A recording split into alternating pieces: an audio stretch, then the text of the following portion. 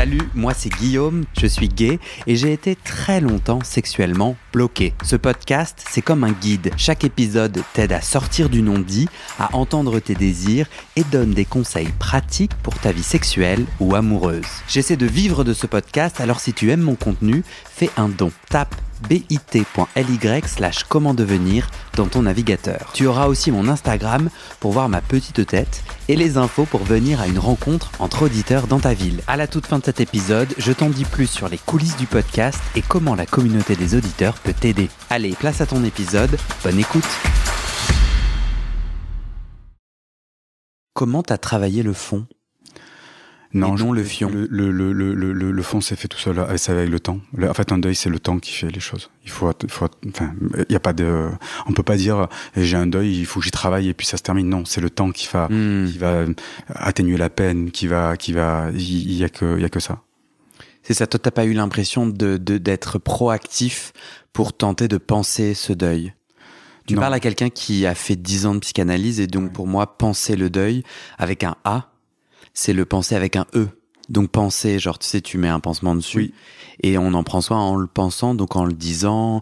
La psychothérapie, et c'est moi un outil que j'utilise quand j'en ai besoin. Et toi, ça n'a pas Alors je pense que j'ai dû le faire naturellement. On peut faire de la musique, on peut faire la peinture, on peut aller courir, on peut le chanter.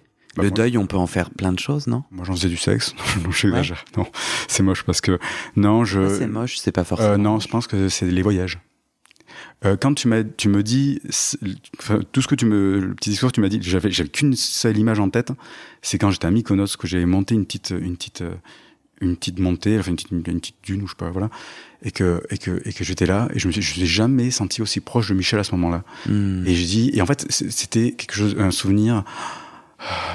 agréable, bienveillant, c'était beau, il y avait un beau panorama, il aurait été à côté de moi, on aurait aimé, et je le sentais même à côté de moi. Enfin, et à partir de ce moment-là, j'ai senti quelque chose de positif sur ce deuil. C'est marrant, et c'est marrant d'ailleurs qu'en rentrant, j'ai voulu arrêter. C'est pas anodin, je pense. Il y a eu une étape là, et la deuxième étape, c'est quand j'ai repris mes lieux, mon appartement, et j'ai quitté cette maison qui, au final, était trop pleine de souvenirs et de charges, et de charges négatives, et de charges émotionnelles, plutôt, on va dire. Parce que négatives, non, c'était que des bons souvenirs qui nous torturent, malheureusement. Donc, voilà. Est-ce qu'il y a des dernières choses que tu veux ajouter sur ta sortie de l'addiction? Oui, parce que je veux vraiment insister sur les étapes donc pour s'en sortir. Donc je m'étais créé un réseau de personnes autour de moi qui prennent que des produits et qui eux vont me dire mais pourquoi t'arrêtes, ou du coup au lieu d'arrêter prends-en moins ou gère autrement et compagnie. Enfin, ils vont dire, alors déjà il faut comparer son addiction qu'avec soi-même. Moi je connaissais des personnes qui étaient moins addictes que moi et des personnes qui étaient beaucoup plus addictes que moi. La dépendance, c'est quelque chose qu'on voit vraiment qu'avec soi-même. Il faut pas comparer aux autres. Et surtout là dans ce groupe, mine de rien, il nous sollicite à en reprendre, ou du moins nous persuade que c'est pas, voilà. Moi, j'ai ressenti le besoin d'arrêter. Du coup, de te déconnecter de ton groupe. Et malheureusement, j'ai dû passer à l'étape où j'ai désactivé ma carte SIM. Donc cette carte SIM, j'ai donné à une amie j'ai donné à une amie. Les personnes me sollicitaient, mais je leur répondais pas. Une fois par semaine, on regardait qui avait appelé ou qui m'envoyait des textos. Je répondais pas aux personnes qui étaient potentiellement dangereuses. Celles qui n'étaient pas dangereuses, donc qui prenaient pas de produits, je les gardais dans mon calendrier, dans mon calepin. Et du coup, dans mes listes de contacts. Et du coup, je revoyais que des personnes safe. Les week-ends étaient du coup beaucoup moins fun. Alors bizarrement, se poser, moi les livres de développement personnel m'ont beaucoup aidé, et d'apprendre à me poser, moi c'est quelque chose, j'ai toujours eu peur, en fait je suis quelqu'un de très actif, et là ça me faisait du bien. J'avais l'impression d'avoir vécu trop de choses dans ces 6 années là, et du coup j'avais l'impression de digérer tout ce que je venais de vivre et qui était très intense. Se poser, c'est vraiment pas un mal. Alors déconnecter sa carte SIM, se poser, se recréer un quotidien. C'est quoi se poser? Se poser, c'est que, par exemple, pour toi, là, c'est mes week-ends, je faisais ils vendaient des packs d'origami, c'est-à-dire où il fallait faire du collage pour faire des têtes et tout ça, donc j'en ai fait plein. Lire des bouquins, écouter de la musique sans rien faire d'autre, se mettre sur son canapé et juste écouter de la musique sans faire la vaisselle à côté, enfin genre un truc tranquille. Et ça, je passais des week-ends à faire ça. Mais donc un week-end off total. Les off, je n'en ai pas fait depuis des années, puisque je préférais encore la drogue. Donc ça m'a. J'ai l'impression de me recentrer sur moi. J'avais tout qui revenait de me rapprendre, de me reconnaître, même moi-même, de me reconnaître. Ça a été très très très important. C'est vachement intéressant parce que moi j'ai les mêmes problèmes, quoi. Sauf que moi, j'ai le même problème avec mes podcasts, avec le travail. J'ai vraiment une difficulté à me poser. Me poser, c'est me prendre des vagues d'émotions ou de choses difficiles que je travaille, qui m'habitent, tu vois, sans mauvais jeu de mots, justement. Et en fait, me mettre dans les podcasts, en faire plus, lancer des nouveaux projets. Et ma fuite, quoi. Et ma fuite est à la fois une grande joie. Enfin... je trouve quand même que on a tous des substances j'observe que j'ai des substances et ou des façons de me fuir. Et vraiment, quand t'as dit se poser, moi, ça me fait monter ça me hérisse le poil parce que moi, je n'y arrive pas. M'asseoir sur mon canapé, écouter de la musique, c'est ultra compliqué pour moi. En fait, le chemsex vient aussi apporter une solution à une souffrance qui est aussi, je trouve, très difficile à naviguer, quoi.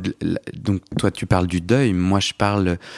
La peur du vide, peut-être. Ouais, enfin bon, j'ai différents sujets que je travaille en ce moment, mais notre cerveau, il est aussi... Moi, c'est la bouffe aussi, beaucoup qui vient me donner des pics de sucre et tout. Notre cerveau, il est quand même fait pour aller vers le plus simple, le plus déconnectant, le plus facile, après, jusqu'à ce qu'on se fasse piéger, quoi.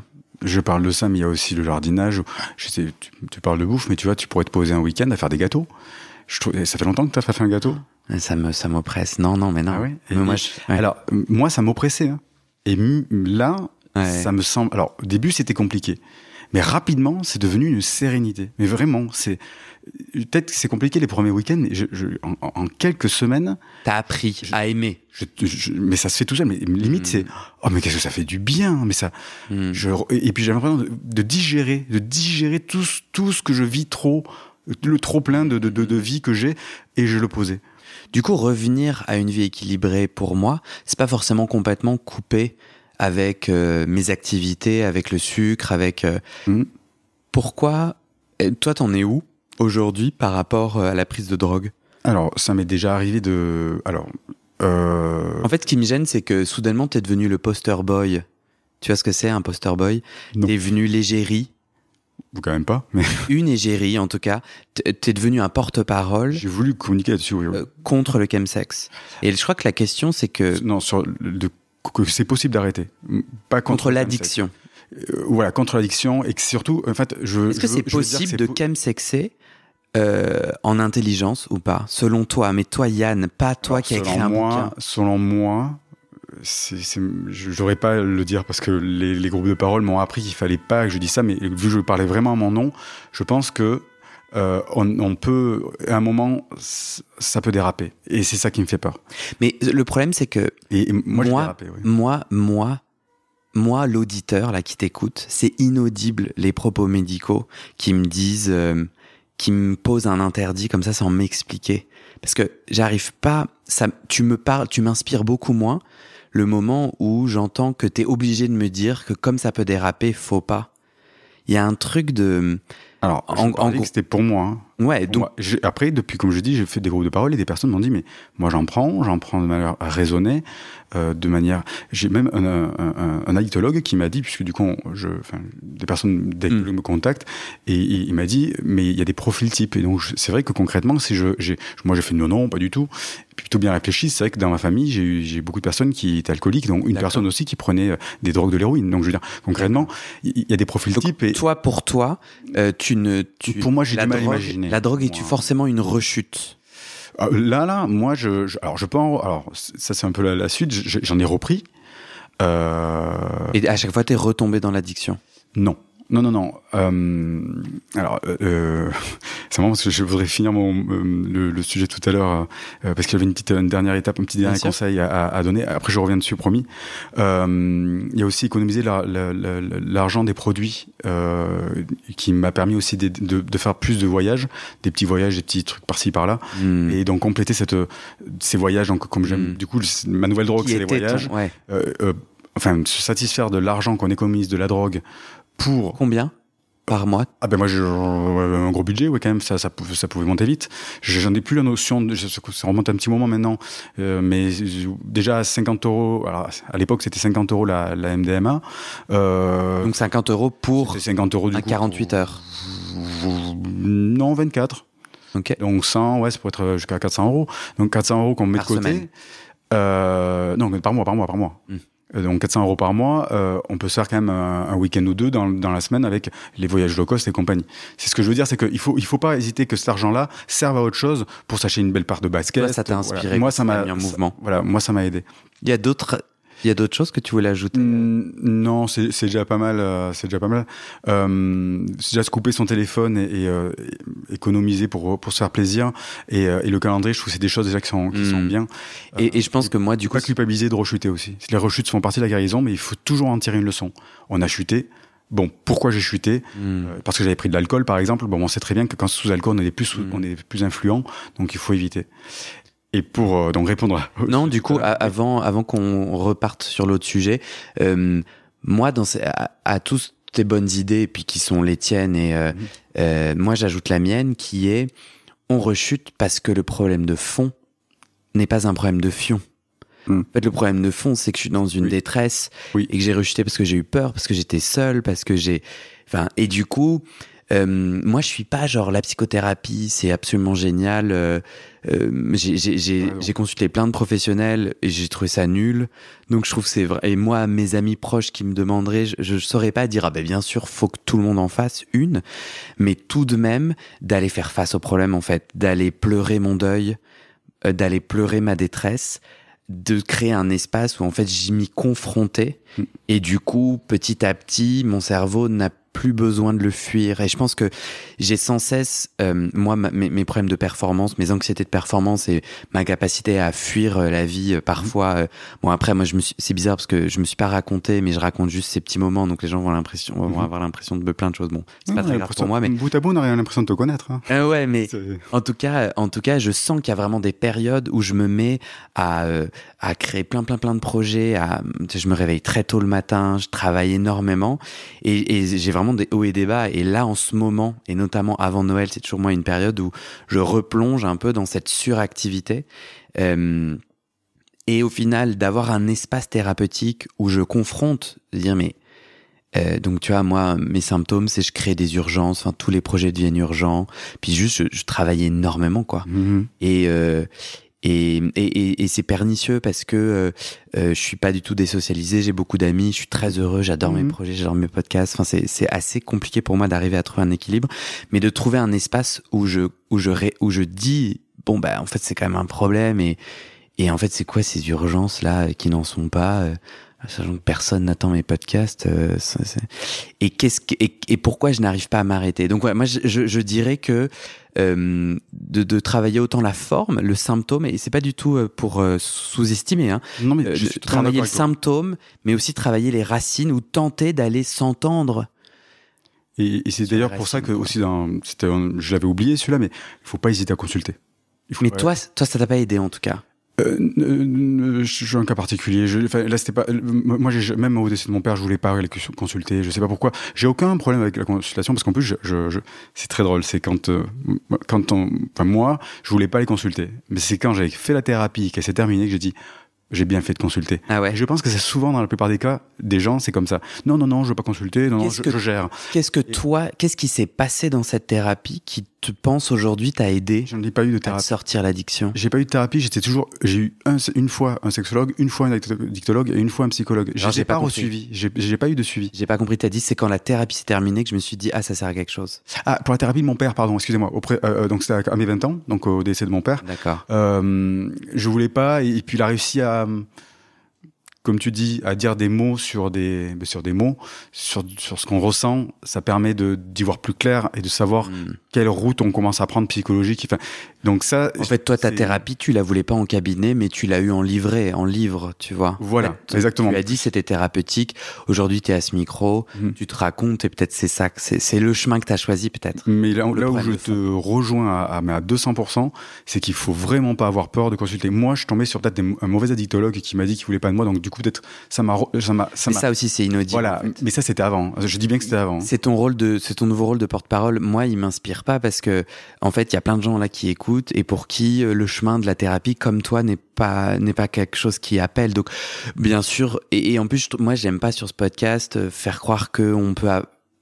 Avoir des solutions qui fonctionnent pour tout le monde. Moi, je trouve ça trop chouette parce que toi, tu t'es bien raconté et c'est intéressant parce que dans mon chemin, la thérapie était importante. Dans le tien, ça n'a pas été autonome peut-être. Ça n'a pas été le livre de l'an personnel, ça a été ma thérapie aussi. Tu vois. Mine de rien, c'était plus intéressé qu'on partage nos nuances et après les gens en font bien ce qu'ils veulent. Et je pense que les gens ont pas, enfin les gens, ouais, je pense qu'on n'a pas besoin d'entendre. N'hésitez pas à consulter. Il y a des gens pour qui ça résonne pas et c'est ok. Enfin, c'est mon point de vue en tout cas. Ouais, c'est aussi ok. Je pense que l'addictologue m'aurait pris en charge comme un addictologue prend en charge actuellement. Je pense que ça m'aurait aidé à ne pas me sentir seul parce que j'aurais compris qu'il y a d'autres personnes dans le même état que moi parce qu'on parle souvent du chemsex fun mais personne raconte le lendemain comme on se sent comme une grosse merde. Donc déjà ça fait plaisir c'est d'ailleurs les groupes de parole aussi, les groupes de parole qu'il y a actuellement, je trouve ça vraiment chouette. Enfin, il en existe, tu l'as dit, il faut parler pour vraiment sortir mais vu que c'est illégal, si je demande de l'aide, je peux pas aller en prison?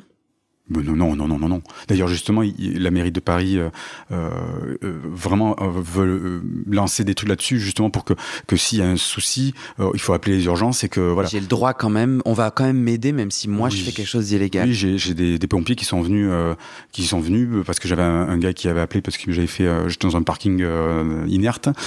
J'ai fait un gros giol, un bon giol, hein, et les pompiers sont arrivés. Ils me disent bon, c'est bon, il a vomi, on peut repartir. Et du coup, ils sont repartis. Mais il faut le faire, bien sûr. On va pas laisser les gens. Ah, non, il faut. Non, mais je pose cette question un peu bête, mais ça pourrait me faire peur, tu vois. À confirmer, parce que je suis pas non plus là-dedans. Tu porte-parole, moi, je suis pas non plus à ce moment-là, mais par contre, je pense pas qu'on va incriminer quelqu'un parce que il a appelé la police si quelqu'un est mal, quoi. Enfin, à un moment, je pense pas qu'on va mettre mais je poserais la question pour ça, quand même. J'espère pas. Enfin, j'imagine. J'espère que non. Je pense pas parce que les addictologues. Oui, exactement. En plus, il n'y en aurait pas autant. Exactement. Traitent les gens, aident les gens qui ont des addictions et sans juger de quelle addiction et si elle est légale ou pas. On a terminé sur ce que tu avais envie de dire autour de tes différentes étapes. Et là, tu veux la suite. Comment s'est passé En fait, moi, je suis pas très intéressé. Je crois que moi, je suis pas très intéressé. Enfin, ça vient me chercher un endroit qui m'agace. Un peu de passer du tout au rien. Enfin, juste de dire. En fait, on crée une nouvelle norme en disant ça, c'est mal. Et pour moi, quand j'essaye de me guérir de mes addictions, ce message-là. Donc, je suis pas en train de te dire c'est génial, hein, tout ce que tu m'as raconté, tout ce que les gens me racontent sur le chemsex me déprime. Je trouve ça. Enfin. Pour moi, c'est non, ça. Je te dis, je veux être une note optimiste, hein. Je veux pas être. Ouais. En revanche, juste de créer une nouvelle norme qui dit toute drogue égale addiction, un verre de vin égale alcoolisme, me semble idiot dans notre effort de raconter un sujet. C'est pour ça que je t'ai dit ça tout à l'heure. Ce que je disais tout à l'heure par rapport à ça, moi, non, pas du tout. Non, pas du tout, parce que en fait, je suis en train. Enfin, depuis peu, je change mon fusil d'épaule. C'est-à-dire qu'avant, pour moi, drogue, c'est addiction directe, parce que j'ai vécu ça. Donc, j'avais que mon témoignage pour dire ça. J'ai envie de te dire, maintenant, tu me reposes la question. Je suis en train de changer mon fusil d'épaule, mais il est en train de changer. Depuis que je vois des groupes de parole, je l'ai dit tout à l'heure, depuis que je vois des groupes de parole, il y a des personnes qui disent non, mais moi je contrôle, voilà. Et d'ailleurs, je te dis, il y a des personnes qui ont des profils à tomber dans l'addiction et d'autres non. Il y a des personnes qui gèrent ça très très bien. Et d'ailleurs, ils aiment pas, non, comme tu dis, ce discours-là. Enfin, ils me l'ont dit, parle pour toi et fais pas une généralité parce que c'est assez compliqué. Là où je veux dire aussi, c'est que tu m'as demandé si j'avais repris des produits depuis. Alors, les docteurs considèrent une addiction terminée après 1 an de sevrage. Donc, pendant 1 an, je n'ai pas repris de produit, ou voire plus d'1 an même. Donc après, c'est 1 an et quelques mois. J'ai repris de la drogue en mode festif. Donc c'était intéressant, c'était bien. J'ai redécouvert les sensations. Ça a un peu manqué, je reconnais. C'est marrant, voilà. Bon, je suis pas allé jusqu'au le prendre au chemsex. Un peu plus tard, je l'ai pris en mode chemsex. Et là, je vois que le décalage des 1 an est intéressant. Parce que j'ai fait un plan avec un... J'explique parce que je pense que c'est bien parlant. J'ai fait un plan avec un mec, j'avais pris des produits, et comme je dis, je peux avoir un instinct un peu directif. Avec la drogue, il est devenu un peu plus domi. Et là, je m'amusais avec lui. Tu as dit le contraire tout à l'heure, mais c'est pas grave. T'as dit directif, mais pas domi. Oui, mais avec les produits, je peux monter très domi. Ça marche. Avec les produits. Non, sinon, je suis juste directif. Je suis là en temps normal, mais avec les produits, je peux devenir assez très très joueur. Et surtout, ça dépendait quel produit d'ailleurs. Donc tout ce qui est drogue de synthèse, c'était plus le cas. Donc là, je comprends, c'est que on a passé toute la période de l'addiction. T'écris pas encore ton livre. Voilà, non, même pas. T'es en train d'écrire ton livre. Oui, je sais plus, mais enfin. En tout cas, tu réessayes. Voilà, je réessaye. Et là, oui, j'avais écrit mon livre, oui. Et donc je me l'aperçois à 4 pattes et la personne me dit oh là là, t'es un vrai domi, je te kiffe et tout. Et moi, d'instinct, je dis bah arrête, demain tu m'auras oublié, je le sais. C'est la drogue qui te fait dire ça. Il me dit mais non et tout. Et c'est marrant parce que j'ai réalisé que je n'y croyais même plus moi-même. En prenant les produits, je croyais même plus aux mensonges des produits. J'étais même surpris de me dire mais c'est même défoncé, t'arrives plus. T'es plus dans le truc en fait. Et c'est alors plus dans le réel. Voilà. Et la métaphore était très drôle parce que du coup, j'ai une métaphore qui est drôle. C'est je peux fêter Noël, mais je crois plus au Père Noël. Quand on croit au Père Noël, c'est magique et compagnie. Là, je peux reprendre des produits, mais j'y crois plus à tout ça. Donc c'est vrai que c'est 1 an de décalage m'ont fait du bien. Je trouve que et c'est pour ça aussi qu'il y a des personnes qui arrivent à gérer leur consommation. Je pense qu'ils en prennent de temps en temps. Et c'est espacé. Moi, je prenais tellement de produits que j'avais été construit un rôle de sexe, une personne de sexuelle qui m'avait écrasé, ma personne, ma propre personne. Un ego sexuel, un rôle plutôt, parce qu'un ego, ça peut être mal interprété, mais quelque chose qui m'avait écrasé. Et dernièrement, j'ai trié mes affaires de cul, donc j'avais une malle de cul énorme, donc pour mettre le sling, les godets, les trucs, nanana. Et depuis, j'ai fait le tri et j'ai mis une plus petite malle. Donc, c'est pas un tiroir non plus, mais c'est une plus petite malle. Et j'étais content de dire, le sexe prend moins de place dans ma vie. Et ben, c'est exactement ça. C'est-à-dire qu'à un moment, moi, c'était allé trop loin. Je suis allé beaucoup trop loin. De toute façon, je suis un peu borderline comme personne, donc, du coup, c'était évident que ça allait trop loin. J'étais content voilà, là, je me suis remis un peu en retrait. Je me suis retrouvé. Voilà. Et là, j'ai plus retrouvé une harmonie. De là à dire que demain, il arrive quelque chose de dur dans ma vie, c'est possible que je retombe totalement dans l'addiction, je vous le dis clairement. Je dis vous, pas toi, mais en global. C'est plus une confession que je dis ça. Mais donc j'ai quand même peur des produits. Je le dis maintenant j'ai peur parce que j'étais totalement échaudé. Après, voilà, chacun son mode de consommation. Et tu disais que ta malle de sexe a rétréci, le sexe prend un peu moins ou moins de place dans ta vie. Oui. Là, aujourd'hui, là, tout de suite. Oui. De 0 à 100, tu dirais que tu es sexuellement épanoui à combien ? Alors, je dirais 80%. Les 20 restants, c'est des petits problèmes. Je dirais que la plupart des gens ont, c'est-à-dire la relation entre actif-passif, c'est-à-dire que j'ai plus de facilité à être passif, mais concrètement, je prends mon pied en étant actif, mais je suis stressé.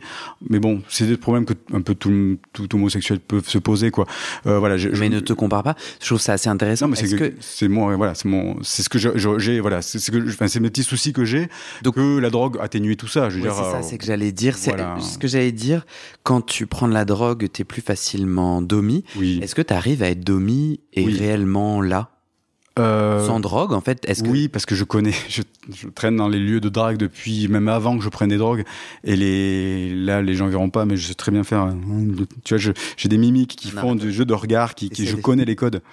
Là t'as essayé de me faire quoi comme regard? Le regard je sais pas le dire, mais c'est ça que tu veux, tu le cherches, mais oui, allez, viens, allez.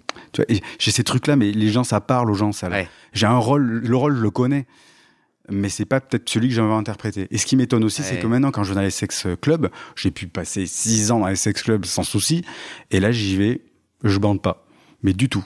Je sors du sex club, je vais boire une bière, je reviens, ça marche. Et ça j'explique pas. J'ai plus le contrôle là-dessus. Et ça, c'est des trucs, je me dis, c'est bizarre, mais d'un côté, ça m'intéresse plus parce que je suis passé à une sexualité plus vanille, même maintenant. L'apothéose du sexe ne m'intéresse même plus trop. Ok, donc dans les... ça c'est un peu contradictoire si t'es épanoui à 80 sur 100. Oui. En fait, c'est que... Non, les 20 restants, c'est des contradictions. Non, sur les 80, d'un côté tu dis 80, donc plutôt une joie sexuelle en ce moment. Oui. Mais tu dis l'apothéose du sexe m'intéresse plus trop. Elle m'intéresse pas. Je l'ai touché, c'était bien, mais est-ce que j'ai pas envie de la refaire? Mais du coup, aujourd'hui, tu te sens épanoui sexuellement? Oui. En fait, c'est moins intéressant. Alors, c'est sûr que j'ai plus d'histoires formidables à raconter comme j'ai pu le raconter quand j'avais de la drogue. Moi, mes histoires sont beaucoup plus basiques, mais mon basique me va très bien. En fait, maintenant, ce qui m'excite beaucoup plus, c'est le réel. C'est-à-dire que entre un mec qui va arriver, alors je sais pas le fantasme d'un militaire, mais un mec qui va arriver habillé en militaire, et me dire regarde, je suis militaire et tout, ok. Alors qu'une personne va arriver en civil et il va me dire je suis militaire, là ça va m'exciter. Parce que je sais qu'il est militaire. C'est le réel qui va m'attirer. C'est plus le folklore. Par exemple, pendant des années j'avais des harnais, compagnie et tout. Un mec qui avait un harnais, je fais Tu vois plus le déguisement aujourd'hui que hier tu voyais le personnage, un attirail qui t'excitait. Là aujourd'hui, donc tu es en couple, tu es en troupe, quelle est ta situation maritale? Non, je suis célibataire. Ok. Et donc du coup, ta sexualité. Je pose cette question parce que j'ai essayé de comprendre comment ta sexualité se vivait. Donc elle se vit pas. Est-ce qu'elle se vit avec des plans cul réguliers, des gens avec qui plans cul réguliers, pas en couple mais en sexe régulièrement? Voilà, plans cul réguliers, un petit peu sur les sites de rencontres, mais sans trop. Je reconnais, j'aime beaucoup le site Coco. Même s'il est très controversé parce qu'on peut limite se faire égorger dessus parce que vous savez il y a beaucoup d'arnaques et des personnes. C'est quoi le site Coco? Coco.fr, c'est un site qui est très archaïque, on dirait le Minitel. Ok. Et en fait, il est très controversé parce que il y a beaucoup donc dans ce site, il y a des hommes, il y a c'est pour tout le monde quoi. Ouais. Il y a beaucoup de personnes qui vendent de la drogue. Il y a la différence? Mais attends, je comprends pas. C'est quoi la différence avec Grindr? À Grindr, il y a que des gays. Okay. Et ils cherchent et tout écrit sur le descriptif. Et comme moi j'aime l'aventure, une personne qui me dit le taille, la poigne, c'est pas marrant. D'accord. Moi ça m'attire pas. Alors que sur Coco, il y a beaucoup de bisexuels et il y a plus d'aventure. Je sais pas sur quoi je vais tomber. J'ai encore ce côté aventure qui m'excite. Voyage. Voilà, exactement. C'est qu'est-ce qui va se passer? Donc toi t'es plutôt dans une sexualité avec des gens nouveaux que tu découvres. Ma majorité quand même sont des réguliers. Sont des réguliers. De temps en temps, je fais des... Que tu as rencontré hors drogue, du coup, puisque Non, c'est des personnes que je connais depuis longtemps. Même soit ils prennent plus de drogue, ou ils prenaient pas de la drogue avec moi, ou c'est des gens que je connais. Et puis je suis allé dans des partout où ils prenaient de la drogue et je prenais pas de drogue. Parce que t'as donné ta carte SIM à ta pote, donc t'as épuré beaucoup de ton cercle, et t'as re-rencontré des gens, c'est ça? Après, oui, exactement. Après, les personnes qui ne prenaient pas de drogue, je les ai gardées dans mes contacts. Et puis j'ai repris contact avec les gens qui prennent de la drogue et je les ai vus et eux ils prenaient de la drogue et pas moi. Est-ce que la drogue la plus puissante, c'est pas l'amour? Et non, mais en fait c'est mon point de vue. Moi, je me vois avoir des rapports sexuels. Est-ce que je peux dire ça? Putain, c'est très très intime. Est-ce que ça va divulguer des choses? Non. Ah, je trouve ça chaud de le dire. Je vais le dire. Il m'est arrivé, en lâchant prise sexuellement avec quelqu'un que je connaissais pas, enfin, tu vois, j'avais pas noué de relation. Il m'est arrivé plusieurs fois de me sentir super amoureux de la personne et de dire, je crois que j'ai dit bébé. Alors après, il y avait un Américain, donc c'était baby, et après il y avait un francophone et c'était bébé. Et je le regarde dans les yeux et j'ai la chimie dans mon corps de l'amour. Le mec, enfin, tu vois, on a échangé, je le respecte, je le trouve très intéressant, enfin, tu vois, il y a un élan envers lui, mais de là à... Bon, et je me sens pas amoureux en mode, ça fait 1000 ans qu'on se connaît, mais j'ai quand même, mon corps est transcendé d'une chimie où je ne suis pas dans un plan, je suis complètement connecté, je suis extrêmement vulnérable et, est-ce que toi parce que du coup moi qu'est-ce que t'en penses? Alors, je te comprends parce que j'ai vécu la même chose avec une personne pareil. Alors moi c'était un plan cul, donc il arrive pour la première fois et il me regarde dans les yeux c'est un truc qu'on fait plus, même c'est triste d'ailleurs, hein, mais dans les plans cul, il y avait une connexion. C'est toi, c'est-à-dire toi, dans tes plans cul, là, sur les dernières années, oui. Rarement tu les regardes dans les yeux. Parce que c'est la levrette, parce que c'est la position. Non, même sans ça, c'est que je trouve même en temps normal, en général, les gens ne se regardent plus trop, et même dans le cul, c'est devenu tellement, pour ma part du moins, c'est tellement devenu un plan rapide, tu passes par là, tac tac, c'est fini. Aujourd'hui, toi, voilà, il y a pas vraiment tout ça. Alors que là, cette personne-là, elle arrive, elle me regarde dans les yeux, il y a un truc, et donc j'ai ressenti, ce que tu décris, du coup, je peux le comprendre, je transfère à ce vécu-là, et oui, je suis d'accord avec toi qu'il y avait, et du coup, j'ai même posé, moi, toutes ces petites barrières et tout, je les ai posées, et d'ailleurs, ce qui était très drôle, c'est que du coup, j'ai pu être actif avec lui, sans souci, alors que d'habitude, je stresse et compagnie, c'était très bien mené. Enfin, il y a plus de soucis parce que il y avait naturellement une belle osmose qui se crée. Même si c'était la première fois que je le voyais, c'était un plan cul. Mais c'est vachement intéressant parce que du coup, ton rapport à la sexualité au réel, il est même sans drogue, empêché. Enfin, tu vois ce que je veux dire, il y a une distance qui est mise. Pourquoi tu dis à la fois je suis épanoui à 80/100 et à la fois ces plans cul rapides, sans contact, sans contact des yeux? Parce que c'est moi, je fais des plans cul depuis mes 16 ans, et comme je suis quelqu'un de directif et qui cadre bien, j'ai une procédure. Mais ça, c'est moi. Moi, j'ai toujours baisé sous procédure. Ouais. Je suis très carré. Pour te distancier du sexe. Pour me distancier pour le contrôler. Me distancier du sexe, et que j'ai pas envie que c'est du sexe pour du sexe. Ouais. Mais sauf que Yann, t'as aussi la capacité de te réinventer. Tu te l'es prouvé. Oui. Voilà ce que je veux dire. Pourquoi tu te réinventes? Pourquoi tu sors pas de ce sexe qui m'a... C'est quand j'essaye de changer, quand je sors de ce cadre, je bande pas ou j'y arrive pas et compagnie. Mais comme moi, la case où je suis, elle est dans les 80% et j'y suis très bien. Peut-être que plus tard, j'aurais envie de changer, mais pour l'instant, moi, dans mon cadre, je m'y sens bien. Donc, t'es retombé amoureux depuis la mort de Michel? Oui. Je suis resté 5 ans même en couple avec cette personne. Et le sexe, c'était comment? Top, il n'y a pas de souci, très très bien. Donc, je voulais rebondir sur quelque chose. Fais attention, fais attention. Non, vas-y. C'est pas bizarre, mais quand tu me dis que la plus belle drogue serait l'amour, c'est ma drogue préférée, c'est la MDMA, et on l'appelle la love, justement parce que tu as tous les sentiments amoureux. Ouais. Tu mets Poutine, là, tu donnes de la drogue, il embrasse tout le monde. Hein. Ouais. Tu peux pas dire quelque chose de méchant quand t'es sous MD. C'est quelque chose de... Et pourquoi je dois faire attention? Parce que si tu me dis que tu veux pas essayer la drogue, et que parce que t'as peur et que tu essayes la MDMA, et que tu vois que ça te donne tous les éléments de l'amour, et que du coup ta drogue préférée c'est l'amour, tu prends un peu d'MDMA et ça y est, tu as tout ce qu'elle t'offre, et du coup tu pourras très rapidement tomber addict, j'imagine, puisque ton truc préféré c'est ça. Moi, ma drogue préférée c'est la MDMA, justement pour les mêmes raisons. Donc c'est pour ça que je te dis attention. Ce que la MDMA va m'apporter, c'est aussi une grosse descente après. C'est aussi pas mal de thunes investies. Bien sûr. Et c'est aussi et c'est aussi l'addiction. Non, mais parce que moi, dans mon délire de l'amour, après, je vais manger des sushis, quoi. Mais en tout cas, j'entends tout à fait ce que tu veux dire, et je pense que ça dit de ma personnalité sensible à la drogue. Et je pense que moi, mon enjeu, il est pas de banaliser la drogue. Je crois que en fait, on a un enjeu de santé publique où tu peux pas dire la drogue c'est aussi bien, et je comprends pourquoi. Parce que du coup, on s'inquiète de ce que les gens pourraient entendre. Sauf qu'en fait, moi je trouve que moi, en tant que trentenaire gay parisien, qui vit dans une bulle, certainement, je trouve que les propos médicaux m'infantilisent comme si j'étais un complet teubé, et du coup je n'y crois pas. La drogue c'est mal, mais oui c'est mal, gars, bien sûr que c'est mal, et bien sûr sur ce podcast, si c'est nécessaire, c'est illégal, c'est mal, et je trouve que toute ton histoire me donne pas du tout envie d'avoir la drogue de l'amour MDMA, mais mon propos il était sur... En fait, il est complexe et il est nuancé, je reconnais que moi parfois j'ai besoin de fuir la vie. Et qu'en fait je la fuis par la bouffe, je la fuis par le café, et on est d'accord que l'impact de prendre mon café, tu vois, de prendre, moi je suis vraiment addict au café, si je l'ai pas le matin je suis pas bien, quoi.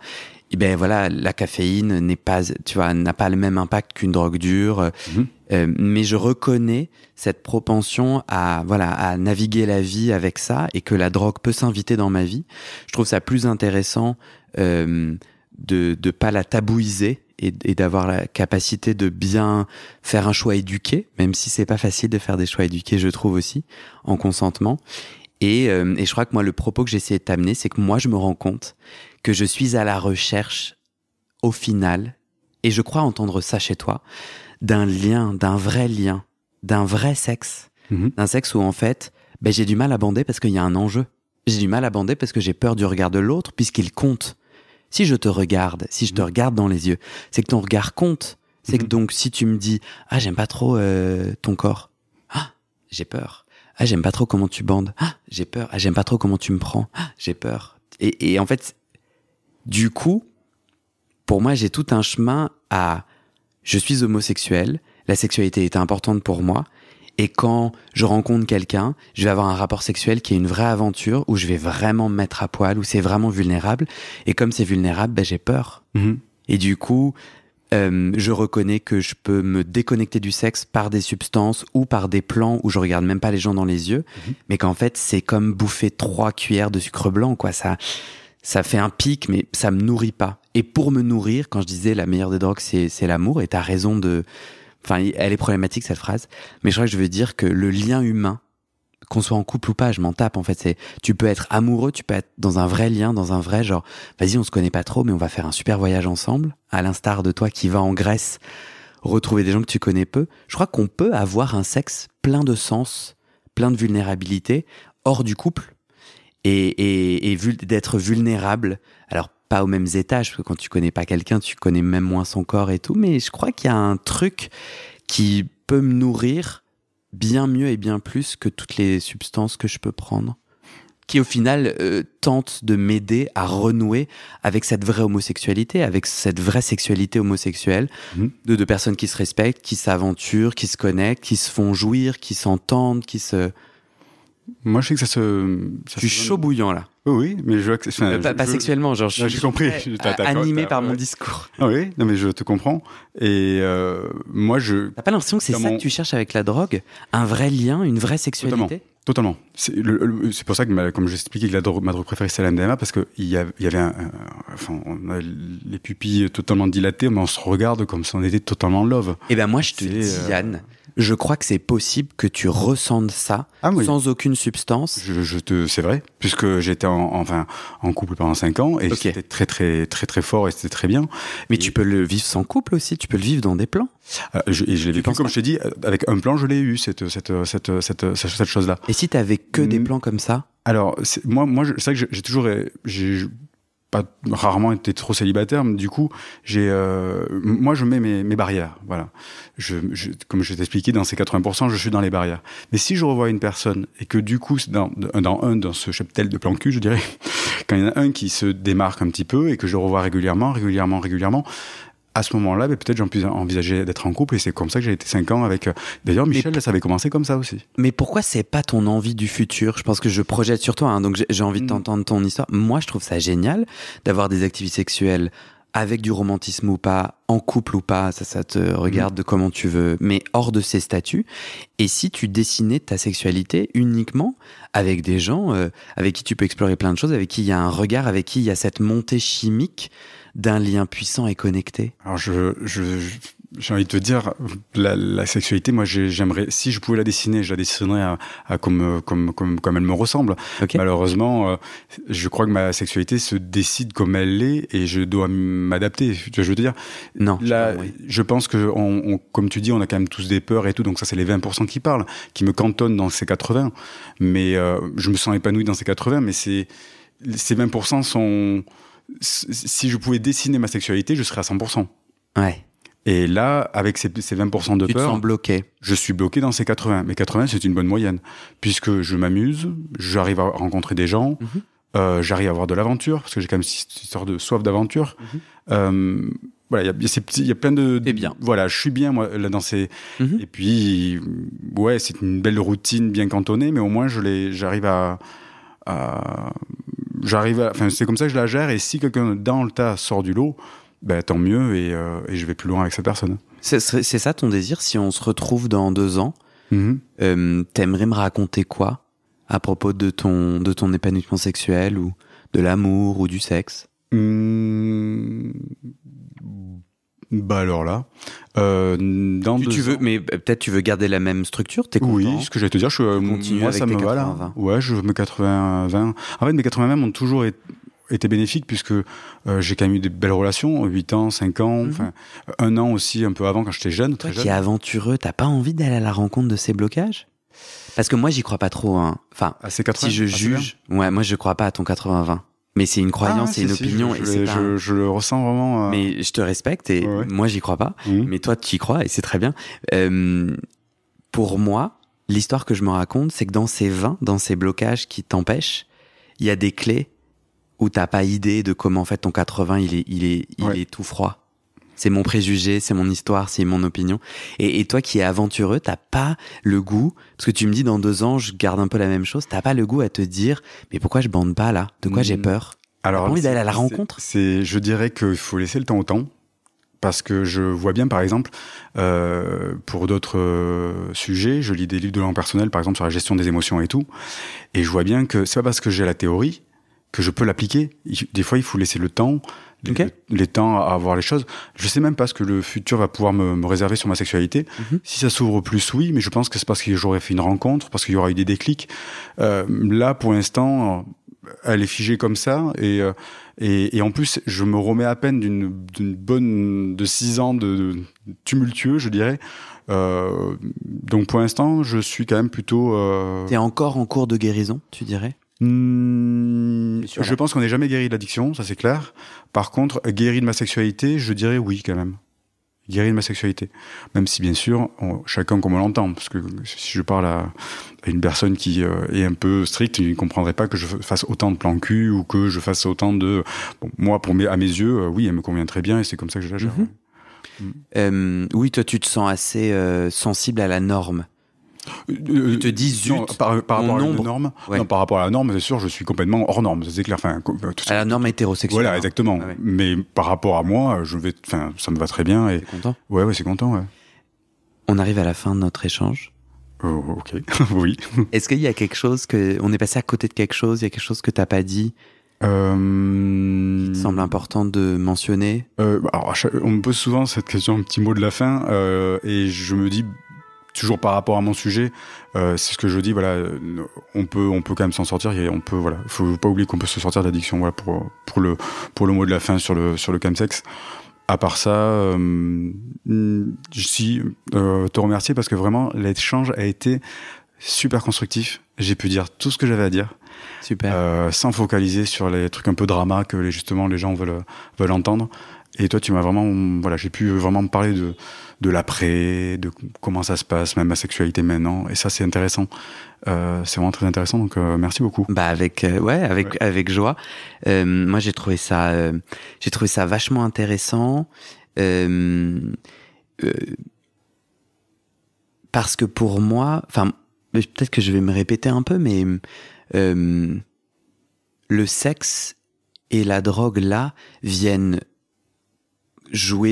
remplir des trous. Désolé de ces images, mais en fait, je pense qu'on peut se connecter à ton propos, même sans être dans l'addiction autour du chemsex. Enfin, moi, je me suis vachement connecté à ton propos d'un chemin de vie où, face à tout ce qui nous arrive, comment on navigue, avec quand même, j'ai beaucoup entendu, mais je pense que c'est mon sujet que je projette sur toi, donc grave erreur, mais comme je suis pas psy et que je suis podcasteur, je peux faire cette erreur. Mais je pense que quand même, j'ai envie de te partager, moi, mon intime en rebond du tien. Oui, c'est que, pour moi, le symptôme addictif est un message en lui-même. Attention, hein, j'emploie beaucoup de pincettes, parce que je suis ni addictologue, ni psychologue, je suis juste Guillaume. Mais j'ai fait 10 ans de psychanalyse. La santé mentale est un sujet qui me passionne, qui m'intéresse beaucoup. Et moi, je pense que on décide de son symptôme.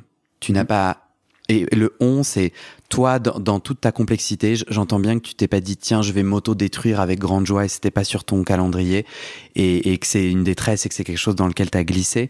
Mais tout de même, j'ai l'opinion que tu n'as pas décidé d'être anorexique, tu n'as pas décidé d'être alcoolique, mais c'est à l'endroit du sexe et de la drogue qu'est venu ton symptôme s'exprimer.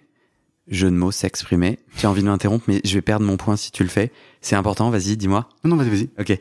Non, parce que comme je vois tes lèvres prêtes à bouger, je peux m'interrompre si tu veux. Non, vas-y. Si je perds le fil, Et du coup, pour moi, la raison pour laquelle on tombe dans le chemsex addictif, c'est parce que c'est à l'endroit de l'homosexualité, que ça se joue.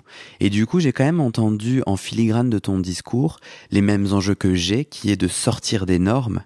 Et tu vois, le moment où tu me dis, dans les vins, aujourd'hui, il y a cette histoire d'actif-passif, qu'en fait, la drogue, elle vient nous déconnecter, que les plans cul sans regard viennent nous déconnecter de notre réalité sexuelle, qui est, parfois je bande pas, donc qui est complètement la question de la performance, qui est un sujet super important pour moi et de cette rencontre sexuelle.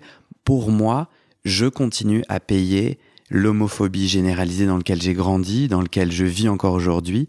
Et cette homophobie, du coup, fait que ma sexualité a le droit de s'exprimer à certains endroits. C'est venu se catalyser quelque part. Tu vois, le poids de la culpabilité a fait un peu comme un bonsaï, mes branches ont été forcés à aller à certains endroits. Donc j'ai certains endroits sexuels où ma culpabilité a dit ok, t'as le droit d'exprimer ça, tu vois. Et qu'à plein d'autres endroits, c'est non, c'est pas possible. Et que quelque part, ma façon de faire du plan cul, qui évolue, mais la façon froide, ou la façon domi-soumis, tu vois, des règles du jeu, des rôles, c'est pour moi une expression. C'est ce que ma culpabilité d'être homosexuel m'autorise à vivre. Et du coup, j'ai tout un travail pour... Et ça, je parle en jeu, c'est pas du tout... Oui. C'est ça que j'ai pas... Les choses, on se rejoint parce qu'il y a des choses... Et tu vois, et du coup, moi là, j'ai un travail de fond et de fion. Je l'adore, clairement, je l'ai dit 3 fois dans le podcast. Je suis très fier de moi. Je suis à 2 doigts de le mettre en titre, mais comme c'est pas mon épisode, j'aurais pas le droit, je me le donnerai pas le droit. Mais tu vois, un épisode avec toi-même. Ouais. Et c'est en préparation. C'est en préparation. Mais en fait, tu vois, ça fait 1 an et demi que je fais ce podcast-là et il m'a fallu beaucoup de temps pour oser me raconter et dire ma propre sexualité. De podcast à podcast, on en apprend toujours un peu plus sur toi. Oui, c'est ça. Épisode après épisode, j'arrive à sortir du rôle d'intervieweur, mais ça m'intéresse beaucoup. Mais du coup, tu vois, j'ai tout un travail de fond et de fion, c'est-à-dire de fond sur... en fait, je suis homosexuel, j'ai le droit. Et même si je corresponds pas aux normes, c'est-à-dire lorsque je me fais pénétrer, la norme hétéronormée me dit que je perds ma valeur, je suis plus un homme parce que je me fais pénétrer.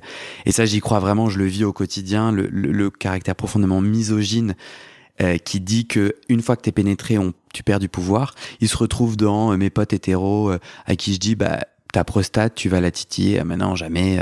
Il se retrouve dans un plan cul que j'ai fait récemment où le mec vient de me pénétrer. Et quand je dis tu veux que je te pénètre? Enfin, genre, est-ce qu'un jour je pourrais te pénétrer? Il me fait, ah non, ça jamais. Avec dégoût, je le regarde et je lui fais, mec, bien tranquille, tu viens de me pénétrer, il y a un problème? Et bon, du coup, c'était un propos assez rentre-dedans de ma part, mais tout d'un coup, j'ai senti l'effroi en lui en disant, il faisait non, pas du tout. Mais sauf que ce qui venait de s'exprimer au travers de lui à ses dépens, c'était la misogynie de si t'es pénétré, tu perds des trucs. Donc il y a un travail de fond de, tu correspondras pas, peut-être que mes descendants auront le droit de se titiller l'anus sans perdre leur valeur et leur statut. Moi, aujourd'hui, je vis dans un monde comme ça, et donc comment je navigue ça. Et le problème de fion, c'est qu'au final, il me faut réapprendre à être pénétré, il me faut réapprendre à oser dire, il me faut réapprendre à sortir des jeux de rôle pour être dans mon sexe. Et sauf que c'est compliqué parce que du coup c'est vachement vulnérable, quoi. Je suis un peu genre vas-y, j'ai envie d'un truc à la va-vite, j'ai envie de me vider les couilles, j'ai pas envie d'être vulnérable. Donc tu vois, je rencontre aussi et c'est pas un problème de me vider les couilles, mais il y a quand même Je trouve que je chemine et c'est complexe. Je te rejoins parce que ça fait partie des 20% du coup. Donc c'est normal. Et là où je te rejoins, c'est que par rapport à mes 2 addictions, l'addiction du cul vient tout simplement que avant mes 16 ans, je ne m'aimais pas, j'étais dépressif, j'étais pas bien et compagnie. Et avant de m'aimer moi-même, on s'aime par rapport au regard des autres. Et quand j'ai vu que je pouvais plaire juste pour de la baise, juste pour du plan cul, les gens me désiraient parce que j'étais jeune, pourtant j'étais moche, putain, un appareil dentaire, enfin une coupe de cheveux pas possible, mais bon, au final j'arrivais à plaire, et j'ai dit, si j'arrive à plaire, je peux peut-être me plaire moi-même. Donc je sais très bien que mon addiction au sexe vient de, à chaque fois que je baise, j'ai l'impression en quelque sorte qu'on m'aime, et du coup je m'aime un peu plus. Ça je la vois, cette rame je la connais, je dirais, et c'est peut-être pour ça aussi que je la cantonne, parce que j'ai besoin juste de ces moments-là, ces petites piqûres de rappel, mais après je le veux pas forcément pour ma vie. Justement, j'ai plus envie de me construire. C'est pour ça que je prends un peu plus d'écart avec le sexe. Et pour l'addiction à la drogue, je te rejoins aussi sur... je dis que chaque personne a sa drogue. C'est-à-dire que moi, j'avais un manque d'amour, j'avais un problème d'amour, donc je m'orientais vers la MDMA. Les personnes qui ont plus... Des gens qui sont très nerveux, qui ont besoin de faire un off dans leur tête, ils vont peut-être prendre de l'herbe, parce que l'herbe, ça détend et compagnie. Une personne qui a vraiment envie de déconnecter, d'aller très loin, il va prendre du LSD. Une personne qui a envie de se connaître sur lui-même, il va prendre de la kétamine. Et les profils comme moi qui travaillent trop, parce que vraiment le work alcoolism, je sais pas comment on dit en français, mais c'est un vrai délire. Non, mais t'es pas poser avec de la musique et une tasse de thé. Ça, c'est la drogue. Il faut que tu arrives à te poser. Tu peux pas t'orienter vers une drogue. C'est méchant, mais pour dire que chaque drogue a son effet, quoi. Je crois que je t'ai interrompu en ce sens, c'est pour dire que en fait, il y a le terme drogue qui est un terme très normé. Parce qu'en fait, aujourd'hui, on fait de la pub pour l'alcool. Et l'alcool s'invite à tous les endroits, en tout cas de la table de ma famille par exemple, tranquille, hein. Le truc est une drogue dure de ouf. Pareil sur le sucre blanc, où ils ont prouvé dans des études qu'il a les mêmes effets que la cocaïne. Le sucre blanc est prévu partout. Non, enfin si, il est ajouté dans plein de droits, mais en tout cas il est complètement légal. Et donc moi je crois que j'avais envie de gratter là le concept de drogue, où on se dit bah non, Guillaume, le travail peut pas être une drogue. Tu compares un peu l'incomparable, mais de ouf. Ça permet d'oublier ses propres problèmes. Complètement. Oui. Bah écoute, sache que je n'ai aucune autre activité sur le reste de la journée. Et que justement, en ce moment, j'ai annulé, enfin j'ai reporté certains témoignages. Ah, c'est gentil. Enfin, mais je te félicite aussi, mais enfin que tu te mettes un peu en off, et si t'as décalé pour moi, ça me fait vraiment. Non. Ça me rassure, En fait, non, mais les gens où je peux, je commence à accepter que je dois les recontacter et leur dire, en fait, il y a trop, en fait. Faut souffler un peu. Il y a trop, j'enchaîne trop de projets, trop de témoignages. J'arrive du coup beaucoup moins à entendre les gens. Et tu vois, je me sens très fatigué et tout. Donc il y a un enjeu dont je prends soin. Je vais avoir des vacances pendant la Noël et tout. Pourtant, ce fut vraiment très constructif. Enfin, pour moi, c'est vraiment... C'est pour ça que je suis venu au Cisen te voir. C'est parce que je savais que voilà, ça allait être serein et vraiment constructif. Bah merci Yann. Je vais mettre dans le descriptif de l'épisode le lien vers ton livre. Ouais, avec plaisir, ouais. À acheter dans toutes les bonnes librairies indépendantes. C'est mieux. Par contre, il y aura un petit délai puisqu'ils sont pas en rayon, puisque plus on en vend, plus ils sont en rayon. Et donc, on les commande. Voilà. On peut les commander. Il faut attendre quelques jours. Sinon, on a toujours Amazon. Mais bon, ouais, pareil. Je suis pas très Amazon. Top. Mais merci Yann. Merci beaucoup à toi. Bonne journée à toi. Et à bientôt. Tu te sens comment? Super. Ouais. Super. Franchement, je t'ai dit, c'est la première fois que j'ai Enfin, la deuxième fois, j'en avais eu un par téléphone. Je t'ai dit que c'était très bien passé. Un autre qui s'était très très mal passé en visio. Et avec toi, j'ai pu aborder vraiment tous les sujets assez vastes et sans focaliser sur aussi l'âge de mon copain qui était un peu tendancieux parce qu'il était plus âgé que moi et tout. Tu vois, ça, on a tout mis. Là, franchement, c'est exactement ça. Enfin, tu vas viser les bonnes personnes. Enfin, les gens qui écoutent, par logique, ce sont des gens qui sont pas concernés par le chemsex, mais qui sont dans la sexualité gay. Ouais. Donc, je visais bonnes personnes. Le message que je voulais transmettre a été donné à 100%. Trop bien. Et voilà, franchement, trop bien. Voilà, c'est exactement ça. Donc vraiment, je suis vraiment très, très, très content là. Tant mieux. Ouais. Bah, moi aussi, franchement, j'ai beaucoup apprécié. Ouais, magnifique. Beaucoup apprécié. Et pour moi, c'est sûr que t'es entre... Non, j'allais dire une connerie, j'allais dire t'es en train de prendre soin de toi en faisant ta thérapie à ta façon, qui est autour de ces témoignages, etc. Bon, en fait, j'en sais rien si ça te prend bien soin de toi et tout, mais... Les témoignages, pas forcément, parce que ça me rappelle des fois... Enfin, les groupes de parole, des fois, ils sont durs. Et... mais des fois, je me dis, putain, je me prendrais bien un petit rail, là, c'est vrai que c'était bien. Alors que c'était pas le but du pauvre de parole, tu vois. Mais non, mais c'est parce que c'est ton système. Oui, ça me en rappelle, anglais, on dit coping mechanism. En français, c'est quoi? Tu vois le terme en anglais ou pas? On copie nos trucs qu'ils ont, les souvenirs qui nous ont fait du bien. Donc non, oui, c'est ça. Voilà. Notre cerveau crée des systèmes de gestion de l'émotion qui fait que, hop, tu te branles, hop, tu prends de la drogue, hop, tu prends un dessert. Et tu associes en plus. Parce que du coup, en fait, c'est juste la chimie dans ton cerveau fait que du coup, ça détend, quoi. Exactement. C'est pour ça que on a ces automatismes. Et on veut le chemin le plus direct au plaisir. J'ai vu ça c'était super intéressant, c'était à l'occasion j'espère qu'il y en a à Paris. Excuse-moi. C'était d'un un addictologue mais biologiste qui ne fait pas des trucs il te dit quelle drogue, comment ça marche dans le cerveau. Elle dit donc la zone du plaisir est là, la zone du dégoût est juste au-dessus. Et en fait, les synapses font des trucs. Et donc, moi, ce que j'aime, c'est un surplus de sérotonine. La MDMA crée beaucoup plus de connexions. C'est pour ça qu'on a plus de ressentis, on ressent plus ces choses.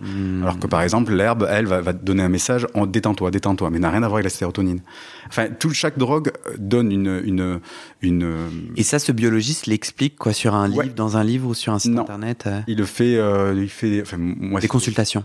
Non, en groupe de parole. Tu viens, c'est gratuit, tu t'inscris, puis tu passes. Si tu peux l'inviter, je peux essayer de te voir si tu veux. Ouais, grave. Ah ouais, je pense que moi j'ai adoré. Après, il faut des. En quoi ça t'a aidé, ça t'a aidé parce que de mieux comprendre ce qui se passait dans ton cerveau? Parce que c'est parce que moi j'ai un truc qui me dépasse, que j'arrive pas à comprendre. C'est que tu mets de la poudre dans un verre, tu le bois et t'es amoureux. Et après, t'es amoureux pour de vrai. Mais t'imagines, on peut te simuler de l'amour. Moi, je l'ai pas dit parce que le bouquin il est long, mais voilà. Et je suis tombé amoureux de quelqu'un à cause de la MDMA. À force de voir quelqu'un et d'avoir toujours des bons souvenirs avec cette personne. Et ben, à un moment, on se pose la question, mais est-ce que je suis pas amoureux? Et j'ai failli, me séparer de Michel à cause de ça, quoi. Heureusement que je me suis réveillé entre temps. Mais tu vois, la puissance de la drogue et du mensonge. C'est moi. Après, je te dis, c'est pour ça que j'étais très naïf aussi. Je pense que 23 ans, c'était un peu jeune pour prendre tout ça et prendre du recul. Je pense que quand t'es plus vieux, tu peux prendre du recul sur les choses. Je trouve que le truc qu'on n'a pas dit et qui est super important. Est-ce que t'es ok que j'utilise là ce qu'on vient de se dire? Oui. Je crois que t'as rien dit qui soit problématique, mais en fait, j'ai donné l'impression que l'interview était terminée, donc je veux juste avoir ton consentement.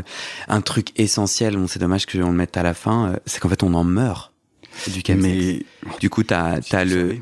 J'entends des témoignages. Il y a un politique parisien qui a perdu son mari, Jean-Luc Romero. Je vais le revoir, je vais le voir tout à l'heure, justement. Et je pense que ça, c'est important. Mais on en meurt souvent, toi. Un ami d'un ami, il s'est défenestré du 7e étage.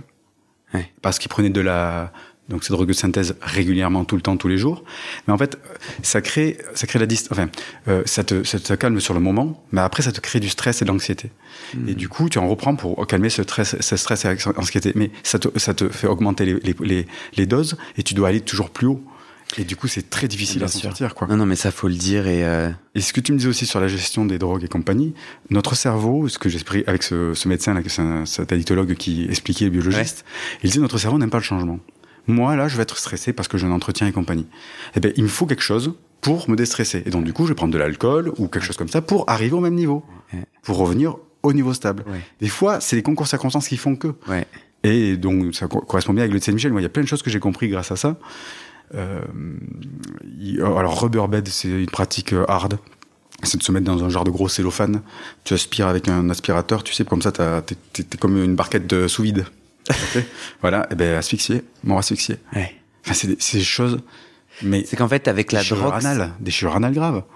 J'ai des témoignages comme ça, j'en ai plein. En fait, comme tu déconnectes de tout. Peut-être le couper, tu sais qu'on a meurt, mais on dira peut-être pas. Je sais pas. Pourquoi on couperait? Enfin, on peut couper si t'as besoin, mais pour le défenestrer, tu peux le. En fait, tu peux le dire parce que j'ai l'autorisation de la personne. Mais les autres, je les ai peut-être pas. Mais tu les as pas cités? Non, mais bon. Why not, à voir. Mais je suis très consentement aussi, ouais. Ouais, mais tu pourras. En fait, là, tu racontes des histoires de comment on meurt en drogue. Oui. J'ai pas l'impression que tu as dit ni des lieux, ni des gens, on peut pas les identifier. Non, c'est vrai. Je pense que c'est. En tout cas, moi, c'est des témoignages tu que j'ai pourras me entendus, donner ton consentement. Enfin, tu peux y réfléchir. On en reparlera si t'as besoin. Et d'ailleurs, je vais te demander aussi ton consentement. J'aimerais beaucoup avoir une photo avec toi. Et est-ce que tu m'autorises à la publier sur Instagram aussi? Ouais, bien sûr, pas de souci. Ah, trop cool. Ouais, franchement. Non, bien sûr. Moi, j'ai envie de finir avec. Je suis un peu moi je vis dans une bulle. C'est difficile à Paris de vivre dans une bulle, parce que c'est à Paris. Ah non. Avec la drogue. Avec une bulle de. Ah non, moi la drogue vis... à Paris c'est. Oui non, excuse-moi. Moi je vis. Si, je vis dans une bulle.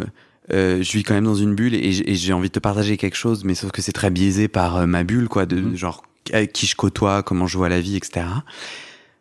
Mais je te promets que c'est possible d'avoir une sexualité connectée, ultra puissante, et d'avoir ces ondes chimiques d'amour sans aucune prise. Et que moi je te partage cette opinion, c'est parce que tu vas à la rencontre de tes peurs et de tes 20% de blocage que en fait tu peux aller à ces endroits. Je comprends. Et je crois que ce serait le message que moi j'aurais envie de Guillaume Ayane en intimité. Mais est-ce qu'il y a le bon partenaire justement pour faire ça? Parce que c'est là où je voulais tenir. Moi, il y a le bon partenaire qui va me faire oublier ces 20%. Moi, il y a le bon partenaire. Excuse-moi. Oui, j'entends que c'est toi ta réalité et que moi mes 80 sont là. Beaucoup. Et ça, je te disais que moi j'ai mes 80. Je suis dans mon petit. J'ai bien entendu. Ouais. Les 20%, c'est peut-être une personne qui va m'amener dans les 20%, qui va tellement m'amener bien que du coup toutes mes peurs vont s'évanouir et je vais arriver à ces 100% avec lui. Moi, je te dis non. Mais moi, Guillaume, stop tout le temps sans. Je te dis en fait, on vit dans une société qui survalorise le couple et l'élu. Oui, ça c'est vrai. Et moi, non. Non, moi j'ai des rapports sexuels avec différentes personnes qui sont très belles, enfin des belles personnes qui sont trop chouettes, que je connais plus ou moins, avec qui du coup il y a tout un enjeu d'introspection avec soi pour être en capacité de communiquer mes désirs, de créer un lien, quoi, de créer une connivence. Et tu vois, on l'appelle amour avec un grand A, mais en fait j'ai comme l'impression qu'il y a plein d'étages et que le premier étage c'est la connivence, c'est le lien, etc. Et ouais, je peux. Alors après ça va dépendre de mon humeur, ça va dépendre de plein de choses. Et puis en fait on n'est pas des machines, donc parfois ça bande pas, mais tu peux. Moi j'ai toujours des érections, mais parfois non, ça passe pas. Parfois le courant passe pas. C'est pas automatique comme la prise d'un produit, mais tout de même. Et donc j'ai envie de terminer là-dessus. J'ai envie de te faire une invitation à je sais pas, j'ai envie de te partager ça, mais je sais pas. Si ça bande pas, je te rejoins parce que c'est purement psychologique. Les personnes que je suis allé voir et que je bandais pas, j'ai même pris un Viagra. Je prends un Viagra et je te jure, je suis en voiture. Et là, déjà, j'ai la cage thoracique qui se bloque. Je dis, mais ça marchera pas. Et j'ai pris un Viagra, donc il y a pas de raison que ça marche pas. Mais ça a pas du tout marché, parce que c'est dans la tête. J'ai clairement un blocage. Et tout ça parce que j'ai pas réussi à créer le bon scénario. Comme je suis très carré et directif et tout ça, j'ai pas réussi à trouver la bonne direction pour amener jusqu'à aucun stress en étant actif sans problème. Par contre, est-ce que je cherche cette voie-là? Non, je te dis, je reste dans mes 80. Mais c'est pour ça qu'on partage chacun nos histoires et nos envies. Et puis des fois, les gens m'y amènent sans souci. Alors je dis, pourquoi je me prends la tête alors? En tout cas, moi, ce que j'entends dans ton propos, c'est mais pourquoi il faudrait avoir aucun stress quand on est actif? Non, mais moi je pense que c'est alors. En fait, quand il y a un enjeu, il y a du stress. Oui, mais le stress il vient de plus loin. C'est que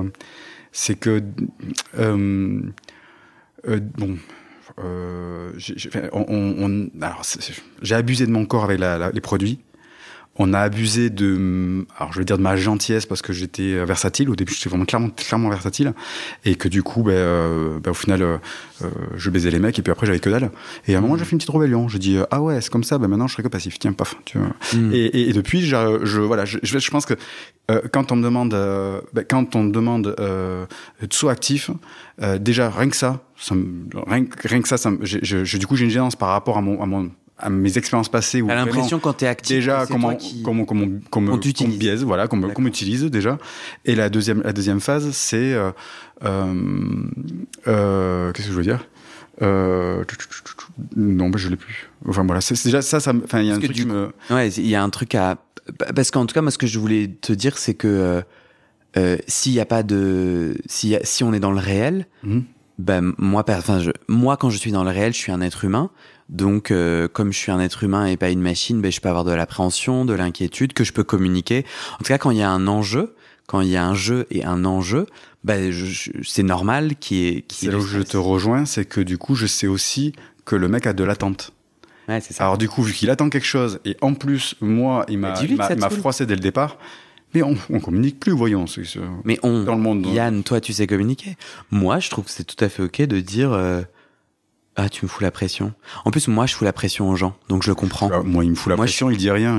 C'est moi qui me fous la pression tout seul. Hein. Ouais. Ah non, ça se dit. Tu vois, moi, je peux, comme je suis un peu dans le contrôle parfois, je peux avoir envie de un peu planifier de ouf parce que ça me détend. Et il y a des gens très bien qui me disent, tu mets la pression, et je dis, ah oui, non, c'est clair, je te mets la pression. Et vas-y, comment on fait pour que je me détende et que j'arrête de te foutre la pression, quoi. Sauf si le mec m'a déjà bloqué parce que je lui casse les pieds de trop, tu vois. Mais souvent, les gens, ils réagissent bien, ils sont là, ah ouais, je comprends. Enfin, genre, bon, ils savent pas comment me détendre, mais en fait, on crée un dialogue. Et moi, je peux dire, putain, je suis un peu stressé, et ils me disent, mais vas-y, détends-toi. Ouais, moi, parce que j'ai des beaux yeux. Je sais pas faire ça. Je ne dialogue pas. En fait, déjà, j'ai toujours été un peu hors milieu.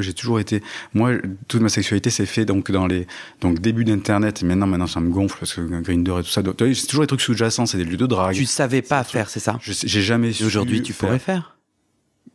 Non, mais 80, ça me va bien. Ouais, non, mais. Je suis toujours dans ma petite zone, moi, je suis bien dans ma zone. Et puis ça marche en plus. Ouais, non. Comme si j'arrivais pas à rencontrer des gens, je t'aurais dit, ok. Mais là, j'arrive à rencontrer des gens. C'est pas comme si j'étais bloqué. Enfin, et d'ailleurs, je trouve que j'arrive plus à rencontrer que certaines personnes, que certaines personnes de Grindr et compagnie. Je vois que tout le monde a le même problème sur Grindr. Oui, les gens ils cherchent, ils trouvent pas, les gens ils annulent, nanana. Oh là là, mais moi, ça fait longtemps que j'ai arrêté. Ça fait longtemps qu'ils m'ont. Mon profil Grindr, c'est une blague. C'est juste vraiment pour blaguer, pour discuter avec des gens, parce que quand j'ai rien à faire, je me dis bon, allez, surtout la curiosité de c'est qui est à côté. J'ai aucun guédard, moi, je suis nul. Au moins, j'ai un peu voir un peu le truc, et puis je suis pour dialoguer tranquille, quoi. Mais ouais, faut que faut que tu files. Ouais, non, faut que et on fait la photo. Oui. Ah oui. Je vois. Avec plaisir. Et c'est la fin de cet épisode. Et maintenant, je te donne les dernières infos sur les coulisses du podcast et comment la communauté des auditeurs peut t'aider. Sur le site du podcast, tu trouveras notre annuaire collaboratif des soignants-soignantes gays ou queer-friendly. On se partage entre nous nos contacts des soignants avec lesquels on se sent safe, médecins généralistes, proctologues, psy, sexothérapeutes, etc., francophones et partout dans le monde. Mais d'abord, on doit parler sous. Ce podcast, c'est mon boulot à temps plus que plein et j'ai pris 2 décisions. Première décision, je ne veux pas rendre le podcast payant. Je veux qu'il reste accessible. Deuxième décision, je ne veux pas non plus de sponsors commerciaux. Vous vendre du lubrifiant ou des godes que j'utilise pas, non merci. Je limite mes sponsors à des assos ou aux services publics dont je porte déjà les messages de santé, mais bon, ça réduit beaucoup mes possibilités financières. Donc je dépends de vous, mes petits auditorices. Depuis 1 an, je cherche 400 auditeurs, auditrices qui peuvent me donner 5 € par mois pour que ça me fasse un gros SMIC, une sécurité financière minimum. Le pari est risqué, demander des sous pour un podcast gratuit dans une culture francophone qui n'a, il faut le dire, pas l'habitude de soutenir ses créateuristes de contenu, c'est pas facile. On est 180 sur les 400. Je galère à faire décoller tout ça, alors si tu aimes mon contenu et que peut-être même ça t'aide, rejoins les 400 maintenant. Direction le site du podcast, tu vas pouvoir donner via ma plateforme de dons ou en direct avec mon RIB par mois ou en une fois pour un soutien annuel. D'ailleurs sur 1 an, ça fait 60 €, en gros le prix d'une séance de psy d'1 heure. Tu n'as pas de sous, t'inquiète, je comprends,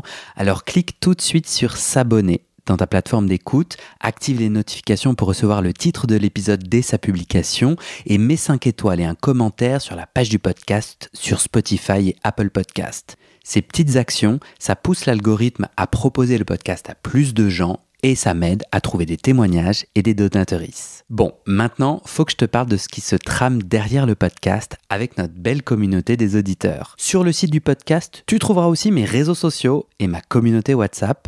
Je te montre ma petite tête, je te raconte les coulisses du podcast. Souvent, je pose des questions pour des futurs épisodes, je demande de l'aide ou toi. Tu peux aussi m'envoyer des messages, par exemple des messages d'amour pour me motiver, ça me fait très plaisir.